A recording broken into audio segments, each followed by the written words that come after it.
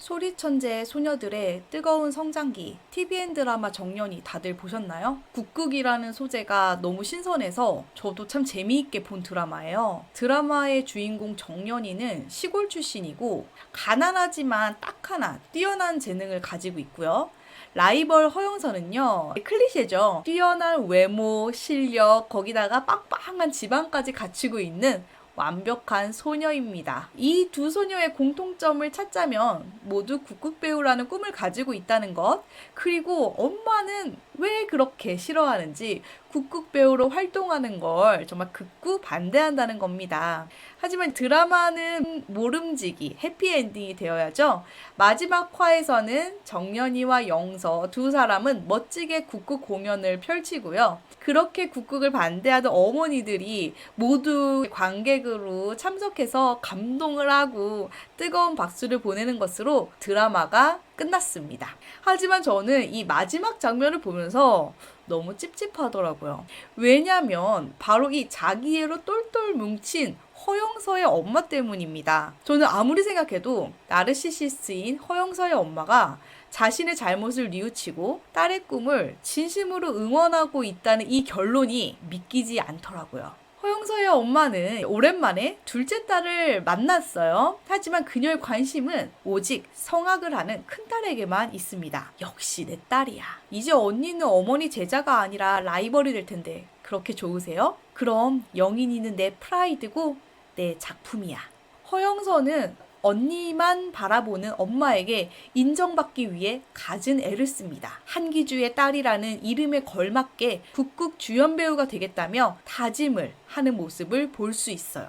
하지만 엄마 한기주는 오페라가 아니라 국극을 하는 둘째 딸이 영 성에 차지 않습니다. 이 국극에서는 주연이라도 맡아야만 한다고 생각을 해요. 안 그래도 국극 같은 거 하고 있다고 표정이 싹 바뀌는 게 보이는데 거기에 대고 주연도 못 맡고 있다고 말을 해버렸으니 이 망신, 국극 같은 거요? 어머니는 제가 창피하세요? 어머니는 제가 국극을 하고 있다는 것부터 창피하신 거네요. 이렇게 국극을 하는 딸이 창피했던 한기주가 갑자기 허영서의 일에 발벗고 나서는데요. 그녀는 딸이 주연을 맡을 수 있도록 심사위원들에게 손을 쓰기도 했죠. 사실 그녀가 이렇게 나선 이유는 따로 있었어요. 내 눈으로 확인해보고 싶었어. 최공선 딸이랑 이 한기주 딸 둘 중에 누가 더 재능이 있는 건지. 사실 이 한기주의 속마음은 둘째 딸을 이용해서 천재 소리꾼을 한번 이겨보겠다. 이 한기주가 더 잘났다라는 거를 한번 보여주고 싶다는 그런 심산이었죠.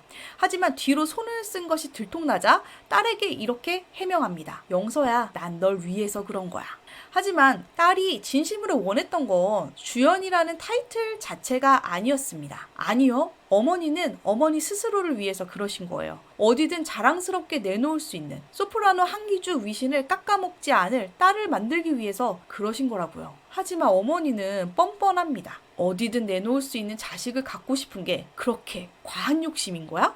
어디서 많이 들어본 말이죠. 자식에게 죄책감도 씌워주고요. 너는 어디에 내놓기 좀 그렇다. 그래서 내가 엄마에게 그렇게 부족한 자식인가? 이런 죄책감을 씌우는 말이에요. 자기애로 똘똘 뭉친 나르시시스트 부모의 레파토리를 시전합니다.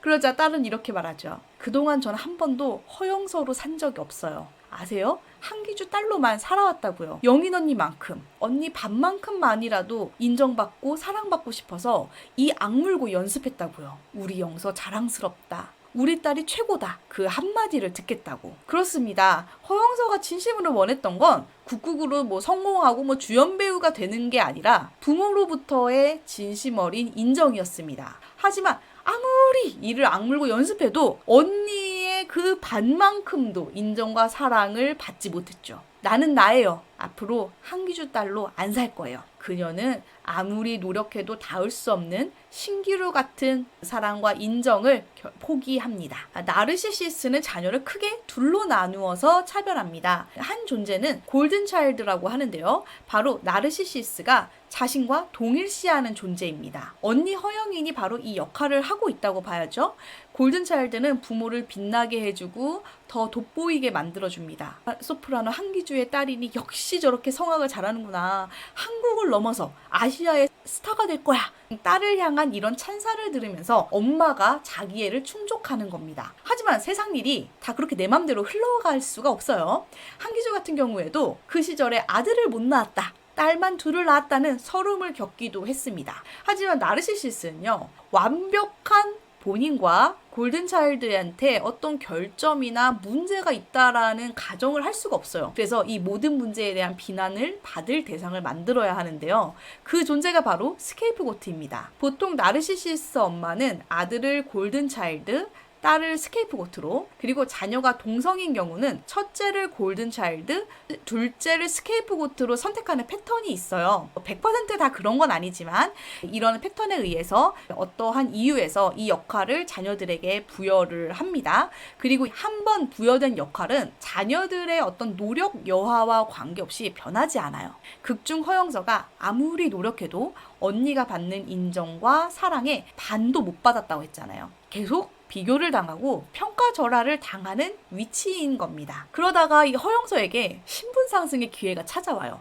자주 찾아오는 건 아니고 그렇지만 인생을 살면서 스케이프고트들에게 골든차일드로 신분 상승할 기회가 두세 번은 찾아옵니다. 바로 골든차일드가 추노를 결심하는 거예요. 언니는 영서에게 이렇게 작별 인사를 전합니다. 나 집 나왔다. 결혼할 거야.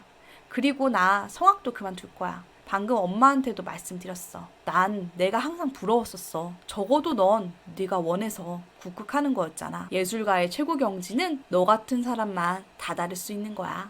내가 아니라. 진짜 자신을 찾아 골든차일드는 떠나고 나르시시스 엄마에게는 이제 둘째 딸만이 남았습니다. 이런 상황이 되면 나르시시스 엄마는 스케이프고트를 골든차일드로 승진을 시켜줘요. 드라마 정년이의 마지막 화에서는 언니 없이 엄마 한기주가 이제 혼자 와요. 그리고 이제 둘째 딸의 공연을 보는데요. 무대 인사를 하는 허영서는 자기를 보면서 막 감동적인 표정을 하는 엄마와 눈을 맞추면서 굉장히 뿌듯해 합니다. 드라마는 해피엔딩으로 끝났지만 저는 솔직히 좀 찝찝했어요.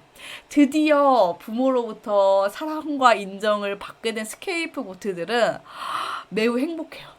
드디어, 진짜 드디어 내가 부모로부터 인정과 사랑을 받았다라고 여겨지지만 실제로는 그냥 이용을 다른 방식으로 당하는 것 뿐입니다. 부모를 돋보이게 해주고 또 빛나게 해주고 또 아무도 할 수 없는 갖은 뒤치작거리를 해주는 거죠. 성인이 되어서도 부모의 인정과 사랑을 갈구했었던 저의 개인적인 이야기를 신간 아직도 나는 내가 필요해에서 이렇게 적어보았습니다. 나는 괜찮은 척하며 살아왔다. 부모로부터 정서적으로 버림받았지만 그 사실을 애써 부정했다. 저장 강박이 있는 어머니를 절약하는 지혜로운 여성이라고 생각했고 광신도였던 아버지를 믿음의 가장이라 믿었다. 집을 떠나 혼자 살 수 없었던 어린 시절에는 그럭저럭 괜찮은 생존 방식이었을지 모르겠다. 하지만 성인이 되어도 이 생존 방식을 버리지 못한 나는 세상에 잘 적응하지 못했다. 거센 파도가 올 때는 처절하게 혼자 견뎠다. 그러다 조금 잠잠해져 버틸만해지면 부모에게 애정을 구걸하고 그 곁을 맴돌기를 반복했다. 받고 자란 자식이 효도한다는 속담이 있어요. 오히려 평범하게 자란 자녀보다 구박받은 자녀들이 의외로 부모를 원망하지 않는다고 합니다. 누가 자신의 부모에게 뭐라고 이야기하면 막 발끈해서 앞뒤 논리가 전혀 안 맞음에도 불구하고 열심히 방어를 해요. 일로 만나서 같이 밥을 먹었던 어떤 분이 계셨는데요. 갑자기 그분이 우리 부모는 며느리에게 대리효도 시키지 않는다. 대리효도 원하는 사람은 문제가 있다. 너는 왜 대리효도 받으려고 하냐. 열변을 토한 분이 계셨어요. 제 아들이 결혼 정년기라도 됐으면 몰라요. 이제 7살인데 우리 아들은. 알고 보니까 그분 부모님은 알코올 중독 문제가 있었던 거예요. 자기 와이프랑 부모가 서로 교류를 못하도록 남동생이 중간에 차단을 했었던 거예요. 근데 이제 그거를 막 흥분하고 열변하면서 우리 부모는 대리효도를 원하지 않는 개념 있는 사람들인데 너는 무개념한 인간이구나 주장을 했었던 거예요. 이렇게 때하는 미성숙한 그 역기능적인 부모를 이상화하고 방어한다는 거는요, 잘못된 렌즈를 끼고 이 세상을 살아가야 한다는 거랑 똑같아요. 어렸을 때는 그렇지 않은 평범한 친구들과 미성숙하고 잘못되고 학대하는 부모를 이상화하는 나의 차이가 그렇게 많지 않았을 수 있어요. 그런데 눈덩이가 산에서 굴러 떨어진다고 생각해 보세요. 처음에는 아주 조금만 방향이 달랐어요.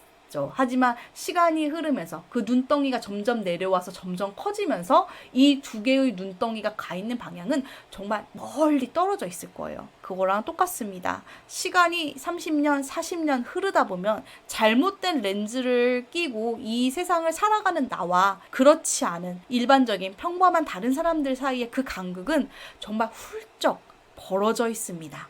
내가 스케이프고트라면 결코 다다를 수 없는 부모의 인정과 사랑을 받기 위해 맴돌지 마세요. 드라마는 드라마일 뿐입니다. 또 미성숙한 부모를 이상화하기 위해서 스스로를 얽매지도 마세요. 이상한 사람들과 자꾸 인생이 엮여서 고달파집니다. 이런 상황에 처하신 분들이라면 언니 허영은의 선택처럼 내가 원하는 삶을 스스로 개척하고 살아가시기를 진심으로 응원합니다. 끝까지 들어주셔서 감사합니다.